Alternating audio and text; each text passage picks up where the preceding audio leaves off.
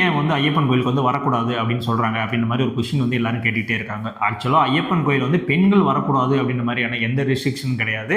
இந்த மாதிரி வந்து சின்ன குழந்தைகள் வரலாம், 50 வயசு மேற்பட்டவங்க வரலாம், அந்த இடைப்பட்ட அந்த மாதவிடாய் அந்த இருப்பாங்களா, ஸோ அந்த ஏஜில் இருக்கவங்க மட்டும்தான் வரக்கூடாது அப்படின்ற மாதிரி சொல்லியிருக்காங்க.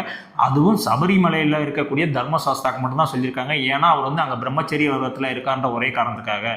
இது இல்லாமல் வந்து பார்த்தீங்கன்னா ஐயப்பன் கிட்டத்தட்ட 7 அவதாரம் இருக்கார். மொத்தம் 8 அவதாரத்தில் கடைசி அவதாரம் தான் அந்த தர்மசாஸ்தா ஐயப்பன்.